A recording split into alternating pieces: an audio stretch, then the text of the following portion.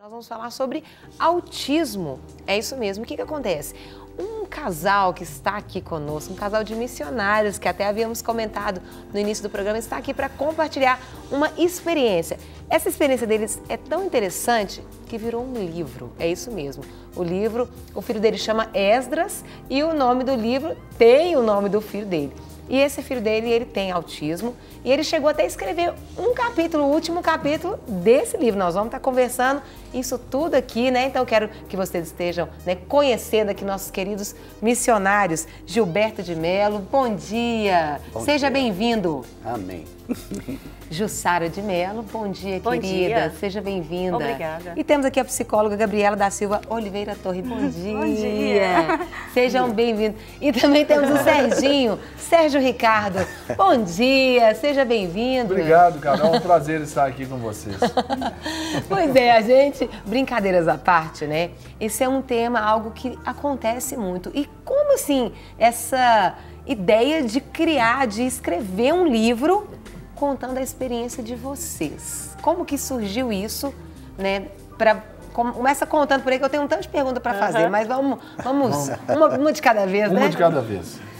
Na verdade, uma ideia antiga. Eu tinha vontade de escrever um livro, eu só não tinha um tema sobre o que eu vou escrever.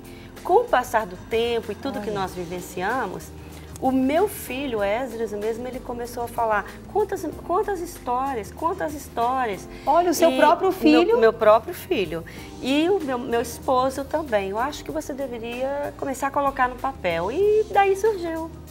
Também aconteceu pelo fato de que, como pastores e envolvidos com a área de educação, especialmente focando a família, as histórias da nossa vida sempre surgiam nas palestras e pregações. Experiências, experiências. Isso. Aí muitas pessoas começaram a cobrar da gente, literalmente. Vocês têm que colocar isso no papel, tem que colocar isso. As famílias precisam de saber mais sobre isso, né? Isso aumentou a pressão sobre a autora. Mas agora, Gilberto e Jussara, antes de caminhar ali com a Gabriela, vamos falar um pouquinho dessa experiência de vocês. Hoje, o Esdras, ele já é um adulto. Hoje ele é um adulto. Hoje ele tem? 28 anos. 28 anos. Ele é o terceiro de 4, né? Terceiro de 4. São 4 filhos, são 2 casais, não é isso? 2 casais. Isso, bacana. E quando vocês diagnosticaram, ou pelo menos chegou-se à conclusão que ele, né, foi diagnosticado como autista, vocês não estavam no Brasil, vocês estavam em missão lá nos Estados Unidos. Sim. Como é que foi isso para vocês, talvez longe da família, esse apoio? Como foi essa experiência aí? Foi especialmente difícil para mim. Gilberto, ele sempre encarou muito bem, muito bem. Até no livro mesmo eu conto que Gilberto falava do autismo do Esdras como se estivesse falando que o filho dele ganhou um campeonato de alguma coisa. Então ele falava sempre com a boca muito cheia. Meu filho é autista, meu filho é autista. Certo. Agora, para mim, foi um processo relativamente rápido, mas foi difícil por eu estar longe de toda a minha família. E eu não tinha a menor ideia do que fosse autismo. Nós estávamos nos anos de 89. E eu imaginava o autismo clássico, eu imaginava uma coisa pavorosa e eu pensava, meu filho nunca vai falar, nunca vai aprender a usar o banheiro. Mas, graças a Deus, eu fui educada, me ensinaram. Quase vegetar, né? Exatamente. A pessoa às vezes imagina, Era né? uma ideia muito assim que eu tinha. Certo.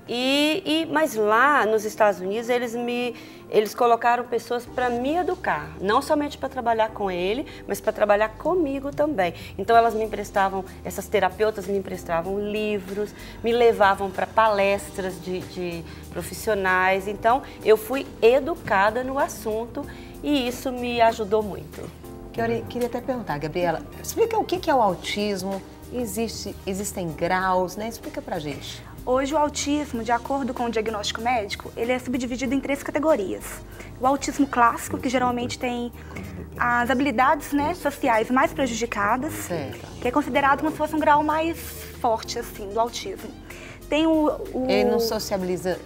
A criança até se sociabiliza, só que tem uma dificuldade muito grande principalmente para a linguagem verbal, Certo. que é diferente da síndrome de Asperger, ou hoje, como é mais conhecido, como autismo de alto funcionamento. Que no caso, a criança ela tem as habilidades sociais sim prejudicadas. Que é o caso do Esdras. Que é o caso do Esdras. Porém, a linguagem verbal neles, eles conseguem, né, aprender a linguagem verbal muito mais fácil do que uma criança com autismo clássico. Correto. E tem os outros transtornos globais do desenvolvimento que estão relacionados com várias outras síndromes que têm algumas características do autismo, mas não têm um diagnóstico fechado de autismo. Porém, tem algumas características, né, parecidas. Só que hoje o mais conhecido mesmo é o autismo clássico, né? Que é o que mais hoje na mídia se fala muito. Só que assim, essas crianças, elas têm as habilidades, né, sociais, eles têm uma dificuldade na interação social, na linguagem verbal, têm alguns padrões de comportamento muito repetitivo e é uma rotina eles têm uma rotina às vezes muito fixa do dia. Se quebra essa rotina, às vezes você causa um caos muito grande, né, na vida daquela criança, do adolescente. Então, eu achei legal que vocês comentaram que foram dos Estados Unidos que receberam. E hoje a técnica mais utilizada para o tratamento é o ABA, que é a análise aplicada do comportamento, que vem da psicologia comportamental. E ela é muito forte nos Estados Unidos. Ela está sendo muito trazida agora para o Brasil. Que de acordo com vários estudos, ela é que tem traga um resultado muito mais efetivo para o tratamento do autismo. Porque você vai trabalhar direto com as habilidades positivas da criança. Você vai fortalecer aquelas capacidades que ela já tem, né? E trabalhar também de aumentar, às vezes, as habilidades, que é o contato visual deles, que são muito fracos. Então a gente pede, às vezes, para os pais, quando for dar um comando para a criança, pedir, né? Fulano, olha para os meus olhos. Depois que ele olhar para os olhos, que você emite aquele comando. Então, assim, ela vai trabalhando formas de... uma aprendizagem mais fácil para que a criança entenda. Correto. Porque eles têm uma linguagem muito formal. Então, você tem que tomar até cuidado com como você está dando aquele comando. Por exemplo, hoje a gente está meio acostumado assim, você fala com uma criança de desenvolvimento normal. Fulano, calça o chinelo. Ou então, fulano, o chinelo. Só de você falar o chinelo, ele já entende que ele tem que calçar o chinelo. Geralmente, uma criança autista, você tem que dar um comando muito objetivo. Fulano, calça o seu chinelo que está dentro do guarda-roupa. Aí ele vai saber aonde ele tem que ir. Se você só falar com ele assim, o chinelo, ele vai ficar perdido. Tá, o chinelo, o que eu faço com o chinelo? Então, assim, a gente pede que os pais, né, dê esse comando bem objetivo mesmo para a criança. Né? O comando tem que ser objetivo, claro, e você ser firme naquilo que você está falando. Para ele também não ter a opção de fugir desse comando. Ô, Gilberto e Jussara, quando a Gabriela fala sobre essa questão do comando aí, como que vocês lidaram com isso aí lá atrás? Porque hoje o Esdras já é um adulto, né? Com essa questão da comunicação, da socialização em casa lá, como vocês lidaram, a experiência de vocês como pais? Você fala ou fala? Fala. Porque para vocês era um fato Exatamente. novo, né? Totalmente, totalmente. Até porque vocês não estavam Vocês habituados, desbravaram né? o assunto, Como né? fazer. E éramos bem jovens também. Essa questão de contato visual realmente é uma coisa complicada, né? E sobre o ser literal é parte, né, da vida deles. Eu até lembrei de uma situação que ele, nesse ponto ele já estava com uns 6 anos e ele sempre foi louco por chocolate. E a minha mãe, que também mora na missão, na Jocum, e ela de vez em quando fazia bolo assim para presentear alguém e tudo. E um dia ela estava lá com um bolo confeitado de chocolate, bonito, e chega o Esdras, nosso filho, olhou aquele bolo, arregalou o olho e ela disse, não coloque as mãos neste bolo. Aí ele botou a mão para trás e... Enfiou a cara no bolo. Ele não desobedeceu, né? Porque ela não deu o comando correto. Isso mostra que tem que ter essa sensibilidade. Com esse comando, E vocês já né? sabiam que ele tinha autismo nessa época? Não, já. Já. Ele tinha por volta de uns 5, 6 anos quando isso aconteceu, né? E ele não falava. Ele aprendeu a falar depois de aprender a ler. Então ele aprendeu a ler antes de aprender a falar. Sozinho. Sozinho. E isso... O que não é comum, né? Não é comum. Geralmente, na verdade, a criança com autismo ela tem muita dificuldade de aprendizagem. Né? Até porque ela não consegue focar muita atenção dela. Se aquilo não for de interesse para ela não foca a atenção. Então, fica difícil de você, por exemplo, numa sala de aula de ensino regular, a criança ficar sentada numa sala e o professor lá falando, ela prestando atenção. Então, essa é uma dificuldade muito grande.